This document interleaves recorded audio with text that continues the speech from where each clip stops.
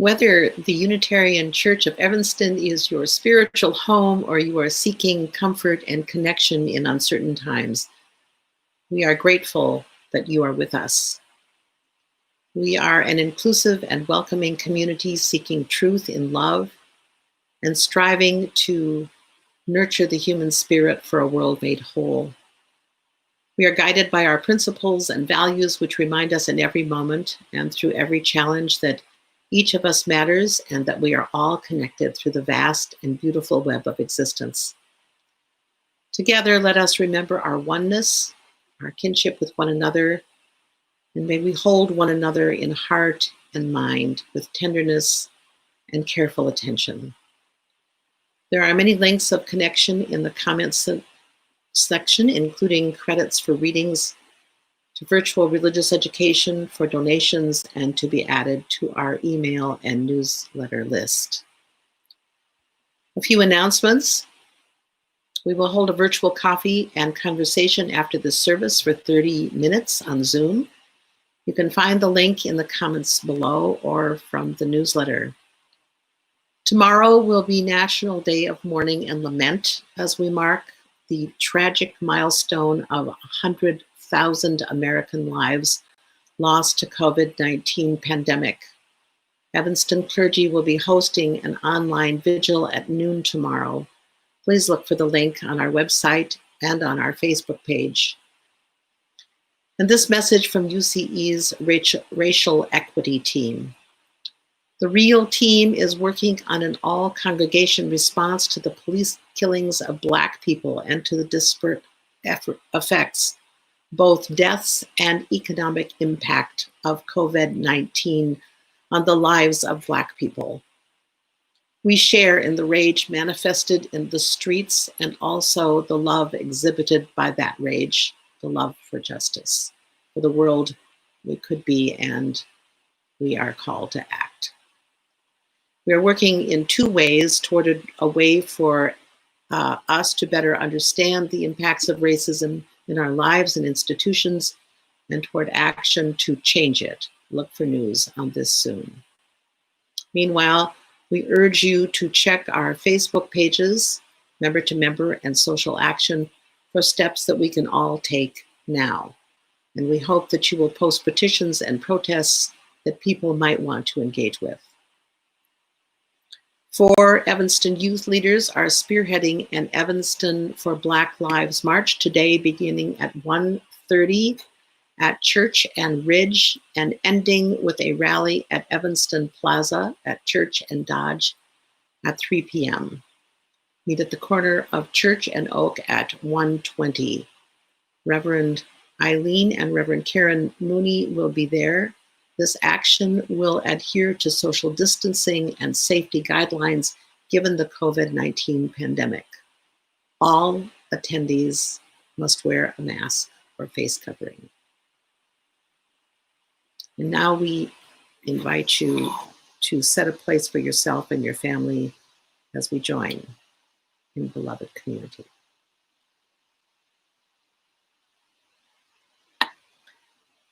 We cross them every day, thresholds from room to room, from inside to outside and back again, from here to there, from anywhere to everywhere, from age to age. Each threshold offers an opportunity for change, for renewal, for transformation, from what we were and what we are or what we can be.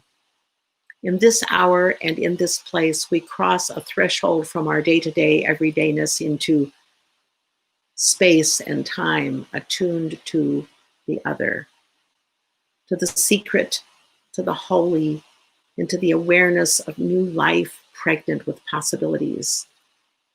How will you be renewed in this moment? How will we be changed by this hour? How will we be transformed through this gathering of beloved community? Come, you longing, thirsty souls. Come, let us worship together.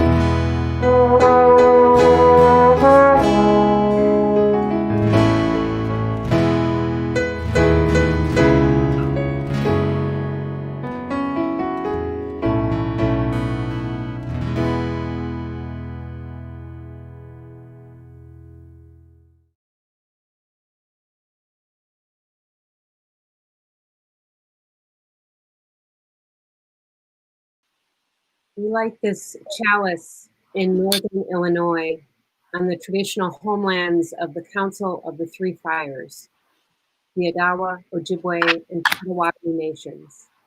Many other tribes, such as the Miami, Menominee, Ho-Chunk, Sac, and Fox, also call this area home. We name these in honor and respect. Please join in saying these words by Reverend L.A. McCrae. We light this chalice on the shorelines of life, gathered as one at thresholds unknown, surrendering to the mystery and blessing that surely awaits as we dispel fear and call forth love, light, and peace, crossing over the threshold together as one. And now join in saying the words of our covenant. Love is the spirit of this church, and service is its law. This is our great covenant, to dwell together in peace, to seek the truth in love, and to help one another. The hymn is number 209, O Come Ye Longing Thirsty Souls, read by Morgan.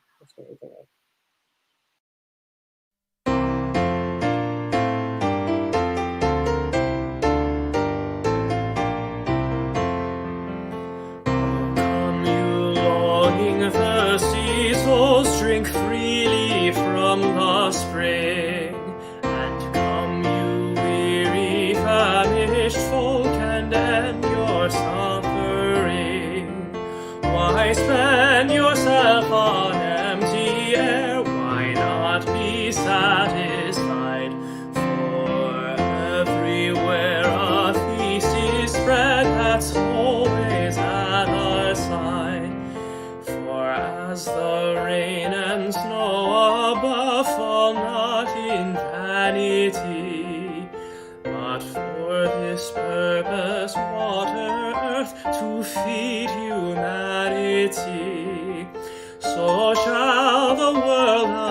Spirit serve as seed within a loam, that we may bear so rich a yield as brings the harvest home.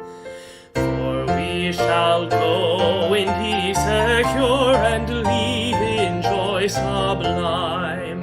The hills outside will burst with song, the trees will clap in time.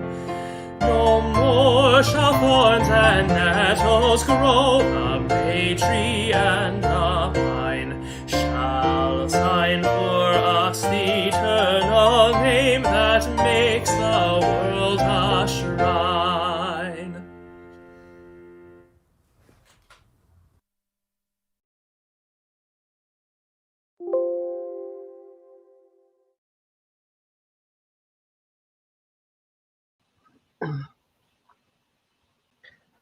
Today's Time for All Ages is from a book that could be read almost every Sunday these days, it seems.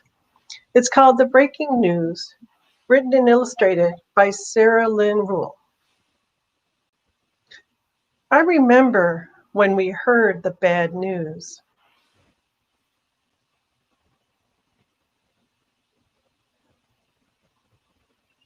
Suddenly, Mom is glued to the television.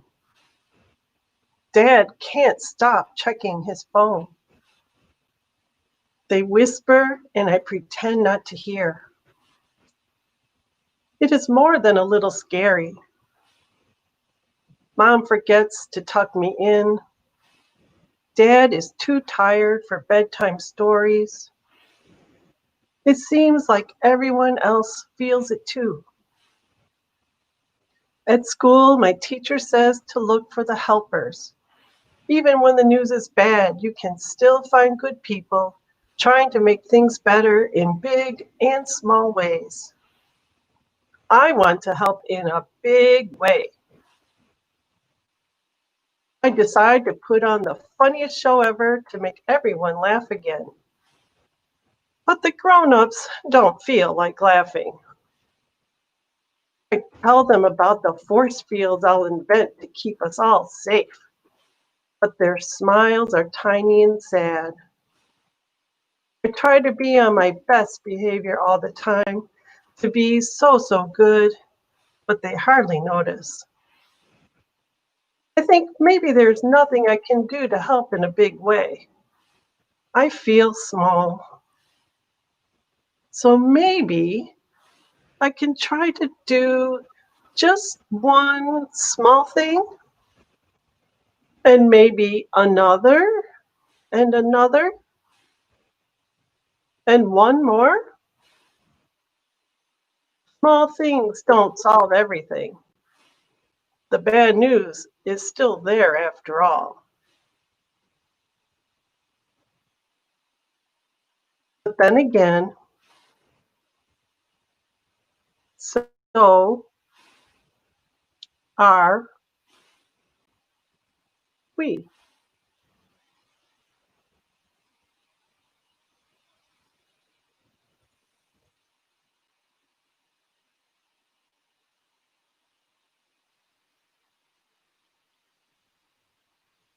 These are the joys and sorrows that have been submitted to us this morning. From Kara Bessian, my joy to share today is I'm thankful for my husband as we celebrated our 5th wedding anniversary this month. An anonymous prayer for all those trying to conceive or struggling with infertility. To them, I send peace, hope, and care. From Sally Eggers, please keep Joe Eggers' sister in your prayerful thoughts of wholeness. She suffered a stroke earlier this week. From Lizzie Powers, I'm asking for bursts of love and light for my family as we celebrate and remember my 93-year-old grandfather, Louis Flamini, who passed away on Memorial Day from COVID-19. One of the nurses let him use her phone to FaceTime with me so I could say goodbye. I am forever grateful and humbled by the healthcare workers who not only take care of us every day during these times, but who are also the people who sit vigil with our loved ones while they die, since we cannot.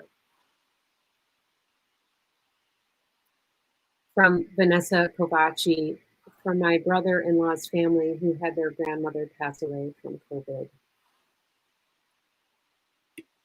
A sorrow from the Yu family. Please hold in your hearts Insuk Yu, mother-in-law of Chris Yu and grandmother to Cece and Jay Yu, who has been in the process of slowly leaving this world this week after just having celebrated her 91st birthday. From Mary Beth Napier, for all those in Black and Brown communities whose hearts have been broken and spirits enraged by police violence against Black lives, may you continue to have the ability to protest and organize for change. May you be comforted by the love of family, friends, communities, and allies. For those with white skin and privilege, may the murder of George Floyd jolt you out of complacency and give you the fuel and courage to take action against racism and inequity. And may we all remember that our shared humanity and interconnection makes us stronger than hate and injustice and shows us a way to healing, justice, and peace.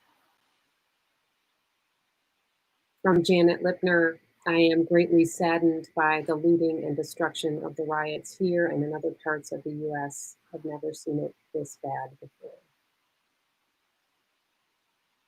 And I add to these my own sorrow with the poison of racism and white supremacy that devalues the lives of people of color and perpetuates oppression.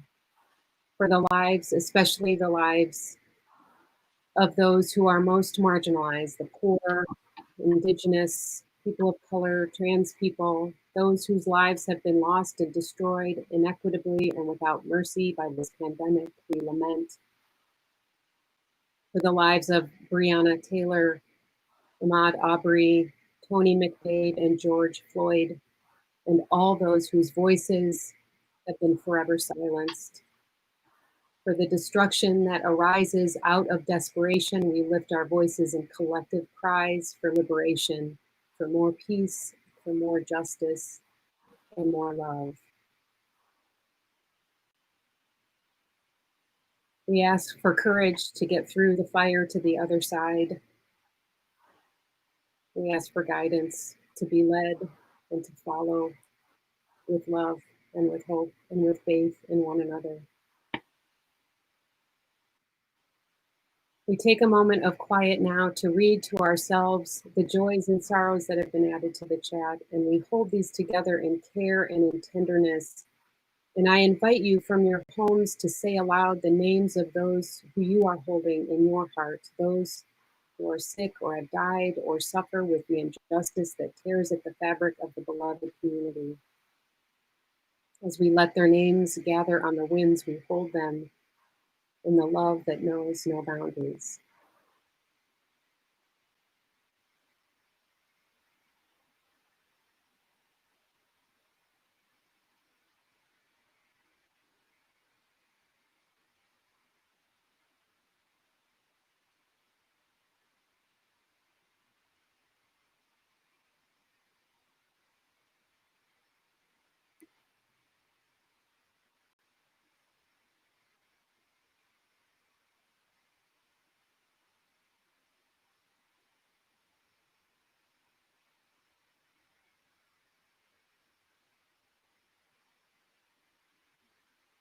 Blessed be. I invite you to join me in the spirit of prayer and meditation with these words by Sarah Lawal. Spirit of life and love, we're called together by love. A love deep enough to hold our joys and sorrows, our pain and loss, our doubts and fears.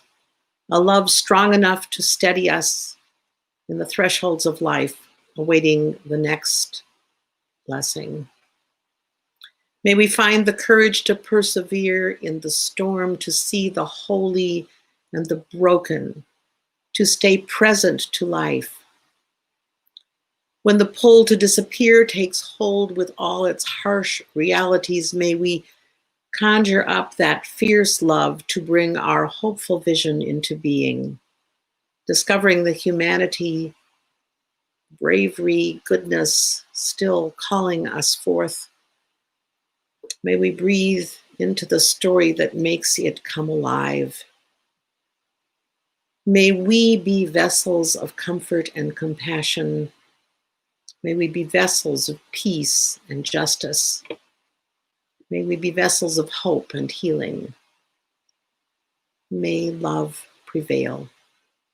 In the name of all that is holy, we pray. Amen.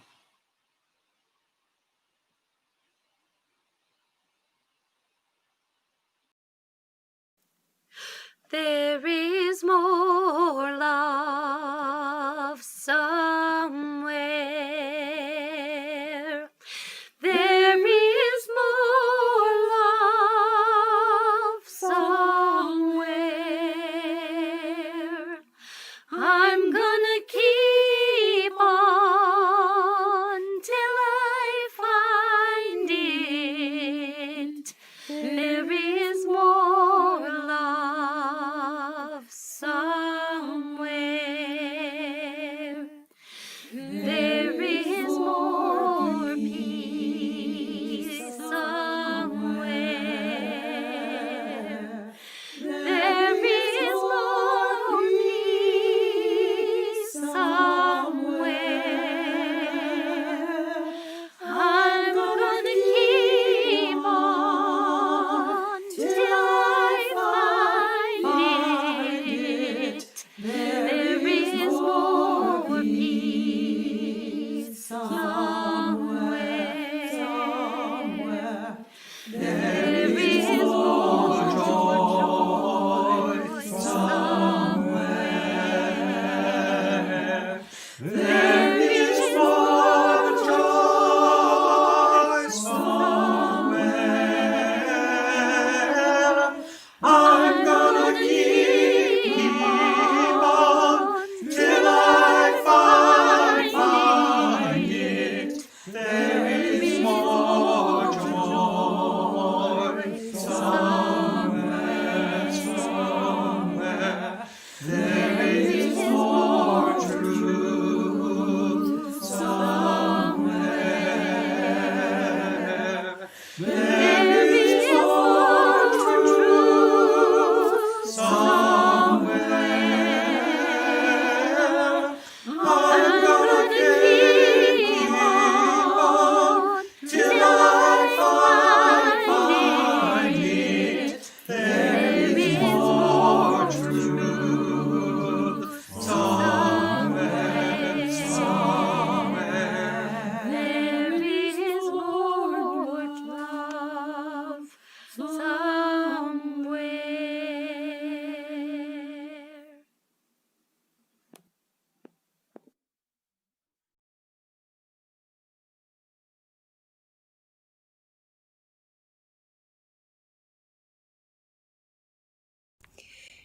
UCE remains a vital part of the world and our community, and because we continue to need one another in the blessings of community, we take this time to invite you to give to our shared plate.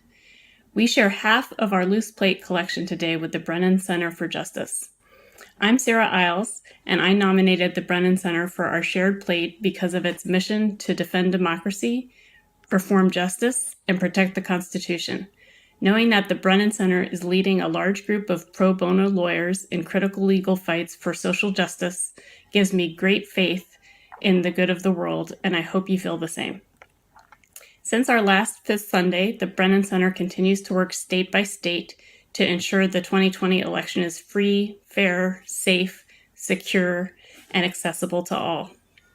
Last week, the Brennan Center was part of the team that won an important victory in Florida, along with the NAACP in my hometown of Orlando, in the fight for the rights of convicted felons to vote. A federal court struck down a law requiring past felons to pay fees and costs before they could vote as unconstitutional.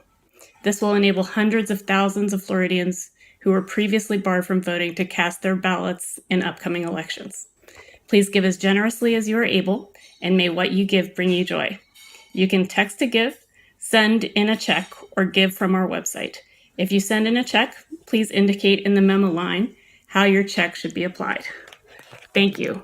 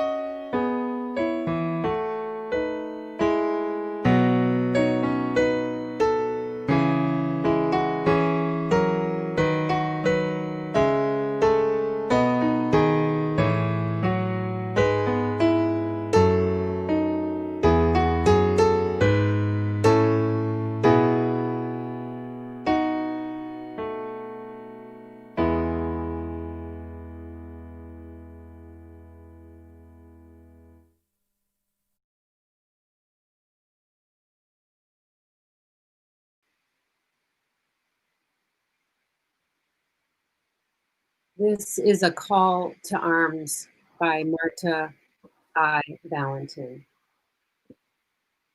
Spirit of truth and justice, hear us as we ask that you hold the collective anxiety that permeates this community today. This is a call to arms. Arms that will hold those with broken or elated hearts. Arms that will wrap themselves around beaten bodies, battered souls. Arms stronger than either giver or receiver knows. Arms that keep the weight of misplaced authority and righteousness from crashing down upon those struggling to hold their heads high as each shred of dignity is yanked from their overused, underappreciated bodies. This is a call for committed arms and minds and hearts that know the facts but feel the truth. A call to remember that the freedom we've been given to swing our arms as wide and open to the sun as we like has come on the backs of human beings others wish were invisible. This is a call to arm ourselves with the facts and feel the truth born out of the power of our Unitarian Universalist love and the balance of justice.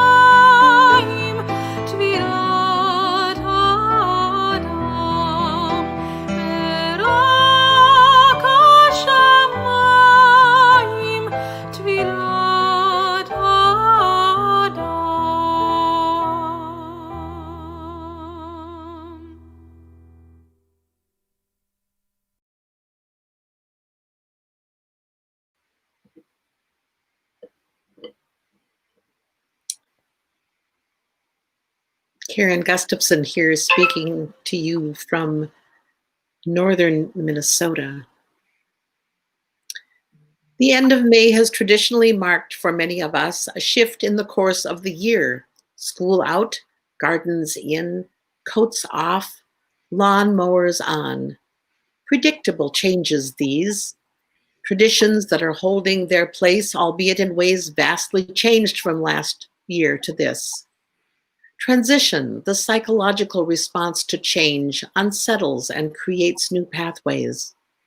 In ways we are both aware and unaware, for better and for worse, transformation is happening to individuals, institutions, and whole cultures. What are the questions being asked of us by our Unitarian Universalist faith? What are the traditions that hold us? How is transition challenging our best selves? What transformations are we prepared for?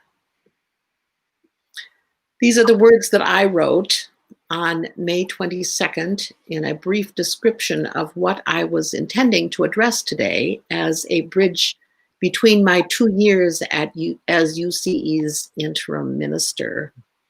Looking back at the work of the past year, looking forward to the next, in spite of the changes in congregational life wrought by the COVID-19 pandemic, the movement to address the challenges to UCE's potential to more fully claim your mission has remained in place.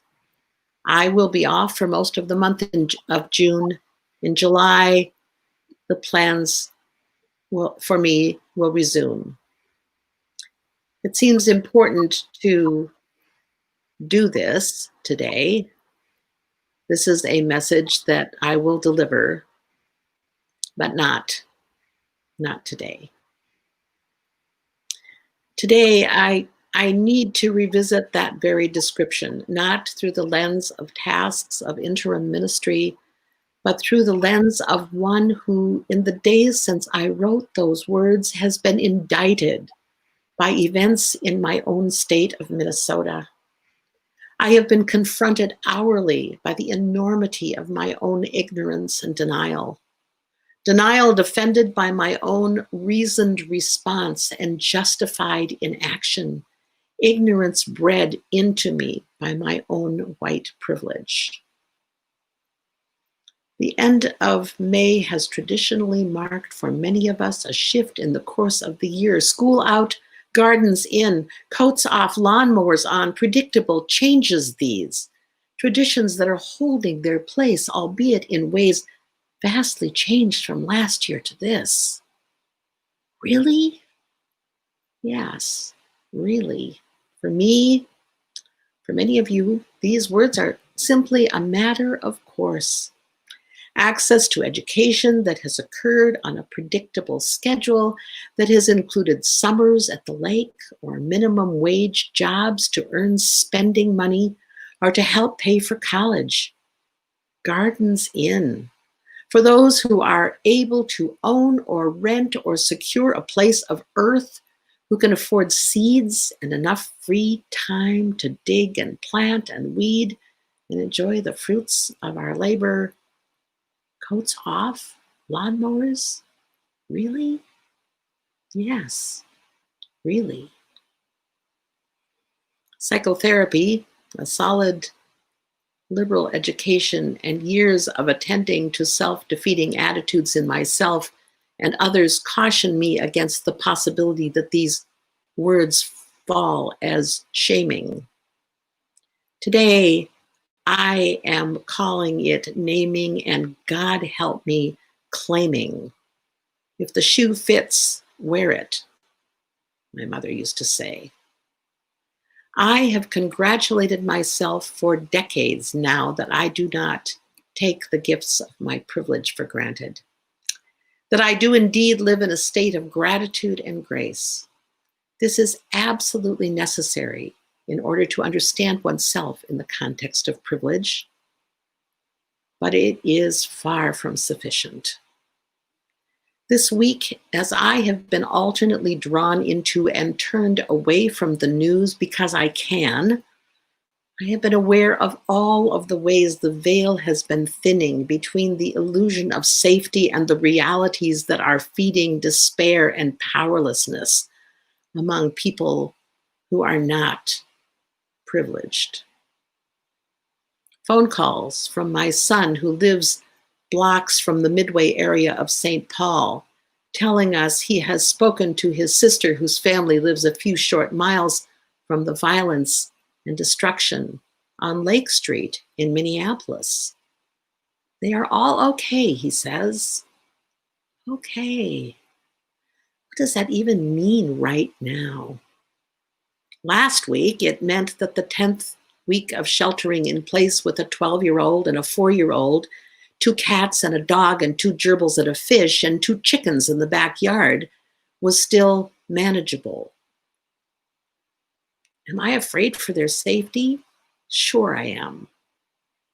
And I am increasingly aware of how disproportionately safe they have been their whole lives, and the stark reality that threatening their safety will not make the world safer for anyone else. Yesterday, in an interview with the Duluth News Tribune, Duluth Mayor Emily Larson said starkly, "We are every person that is in Minneapolis right now. We are the officer who has chosen to take advantage of power. We are the officers who stood as accomplice. We are the customers who unknowingly got caught into something that spiraled out of control. We are the protesters who are mad and demanding. And yes, we are the looters who have taken freedom, land, and value from others simply because we could."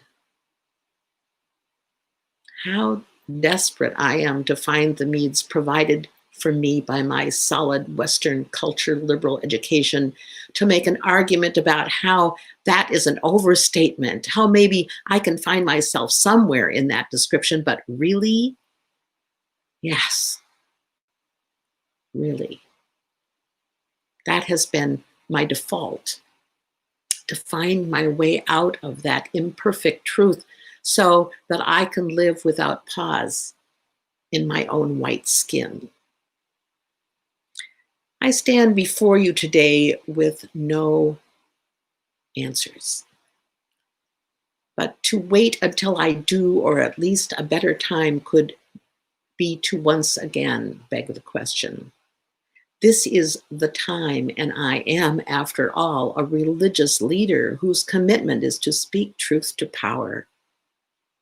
I am also an old white lady who has lived my whole life in the cocoon of white privilege. My experience with people of color is confined largely to the limited array of educated, middle-class men and women whose lives have intersected mine as colleagues and occasionally people in the pews, and as people who have married into my family. As a child, my family employed Native Americans as fishing guides at our resort, and those individuals felt to me like family. I have never witnessed a person of color being mistreated. Today, I live in rural northern Minnesota. I have served congregations from 100 to 1,600 members, and I can count on my fingers and toes the number of adults of color to whom I have ministered. This is not an adequate context to motivate my involvement and commitment to the affirmation that Black lives matter. Today, I stand squarely in what feels more and more like an inescapable cognitive dissonance. There is something going on here that is demanding my attention. Beyond the demonstrations and the rhetoric and the now political posturing demanding changes in a system that has thrived on indifference, there are next steps that we who are on the edges need to engage. We can no longer rely on any personal sense that our lack of hurtful engagement with people of color means that we are part of the solution. In fact, attitudes of privilege are so embedded among us that it takes a significant commitment to self-awareness and social consciousness to recognize one's role in the symptoms of oppression. This is the place from which I begin again and again. Potentially, this is a place from which we can all begin, a place of deep humility in the face of complexity that leads us to a place of urgent commitment to find ways to work meaningfully to address these. I say that there be no grand gesture here, no symbolic actions that pass in this moment of historic drama. The demonstrations are critical at this time, necessary, but so not sufficient. Our Unitarian Universalist history of social justice has called us through the work of Richard Gilbert and others to engage the issues of our time in 5 ways: through education, through service, through witness, yes, advocacy, and community partnerships or organizing. Not one, but all of these must come to bear on the task before us. The real team, the racial justice group at UCE, is working on an all-church response to the police killings of Black people and to the disparate effects, both deaths and economic impact, of COVID-19 on the lives of Black people. We share in the rage manifested in the streets and also the love exhibited by that rage, the love for justice, for a world we could be, and our call to act. Some time ago now, I had occasion to watch a documentary which chronicles Howard Zinn's life as a scholar, a teacher, and as a passionate social activist. Zinn, who has written over 10 books, including A People's History of the United States, is an example of someone who has lived his beliefs and sought to expose the travesties of racism and war. He challenges us not to be passive in the face of history that is unfolding at every moment, hence the title of the documentary, You Can't Be Neutral on a Moving Train. Included in this film are many minutes of news footage of historical events, personal photographs, taping of lectures and interviews, and times when Zinn was arrested in the midst of public protest. As engaging and intriguing as I found the story of his particular take on the times in which he has lived, I found myself being drawn into the images of the historical events that marked first his life and then my own. The civil rights movement of the 60s, the Vietnam War, the first Gulf War. As I watched the sea of faces watching Zinn speak, or the arms linked in human barricades at public buildings, or in the masses gathered to protest, I tried to think about those times in my life when I was aware that I was involved in something that was truly of significance beyond my own personal agenda or needs, doing something, however small, which if I did it alone would mean next to nothing, but done with others, would be identified someday as historically significant. What occurred to me is how difficult it is to think that way, to fully or even partially grasp the significance of our attitudes and actions outside of the immediate context in which we do what we do each day.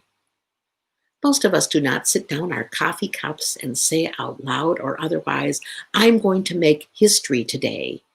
Or like the child in our story today who said, I am going to do something big.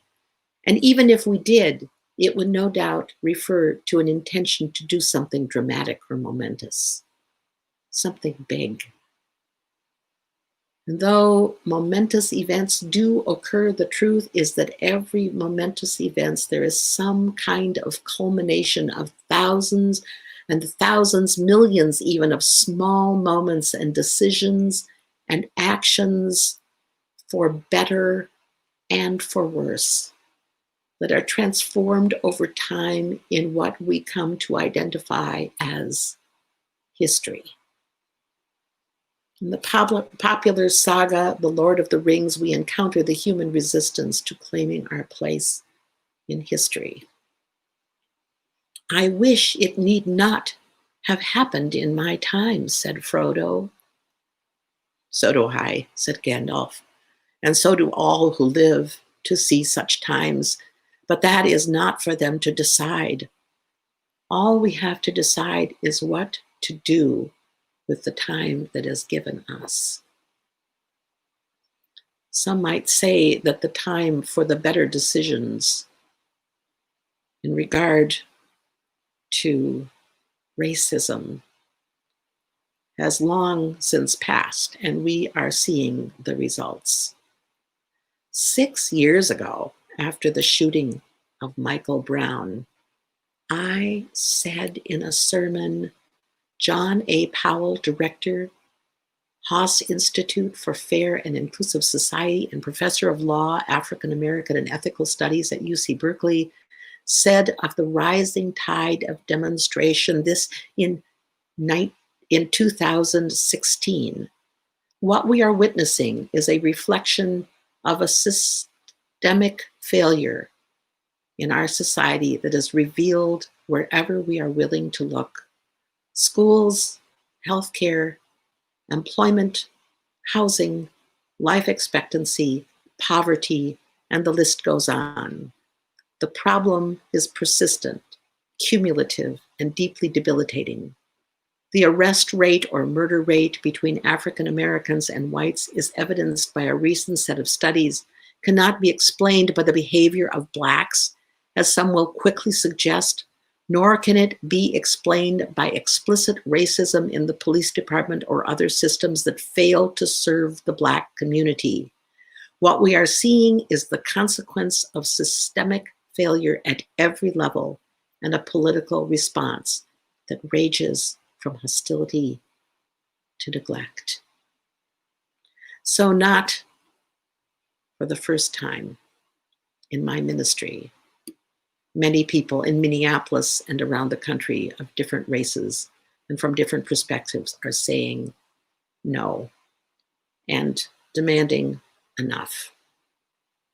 The attention to those killed remind us that these deaths are not isolated incidents, but part of larger patterns, decades of segregation and inequality in Birmingham and New Orleans and Detroit, Los Angeles and Chicago and Minneapolis and Ferguson, and now again in Minneapolis and St. Paul, as well as most American metropolitan areas, have fostered a racial inequality exacerbated by the criminalization of not just poverty, but the criminalization of Black and brown bodies.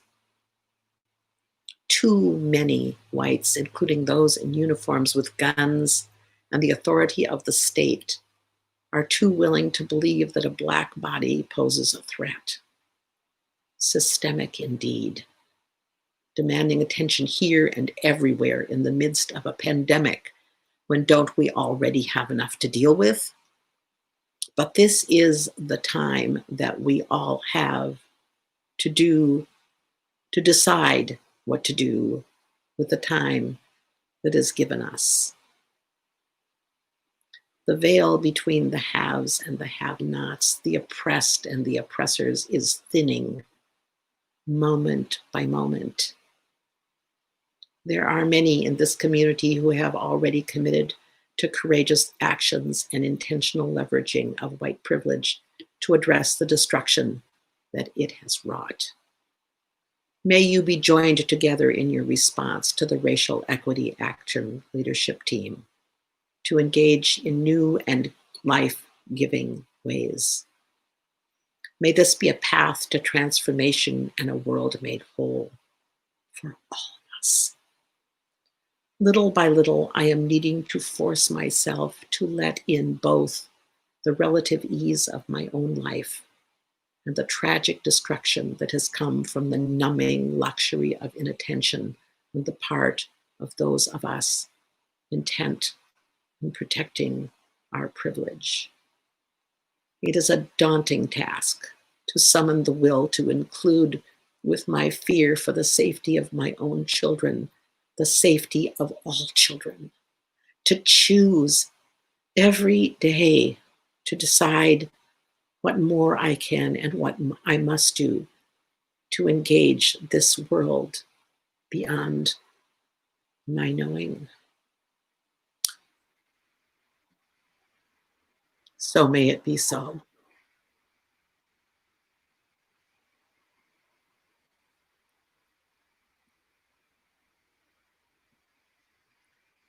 As we extinguish the chalice, please join in saying these words by Deborah Burrell. We have basked in the warmth and beauty of this flame and this community. As the chalice flame is extinguished, let us carry its glow within. Let us kindle new sparks within these walls and beyond them.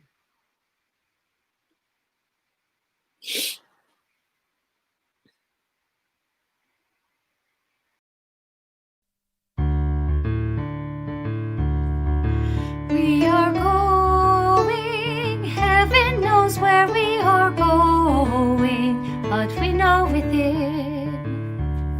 And we will get there, heaven knows how we will get there, but we know we will. It will be hard, we know, and the road will be muddy and rough, but we'll get there.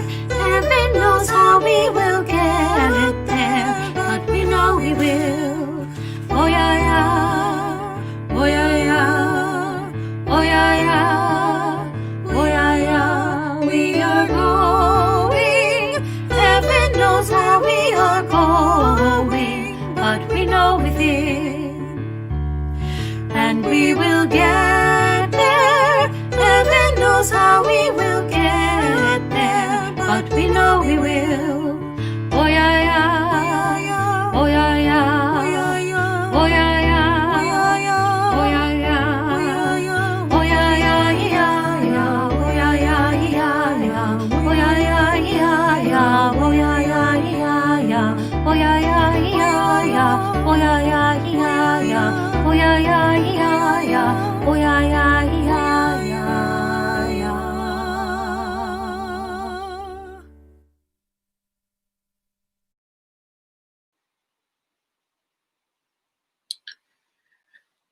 We leave this gathered community, but we don't leave our connection, our concerns, our care for each other, our service to each other, to the world, and to our faith continues.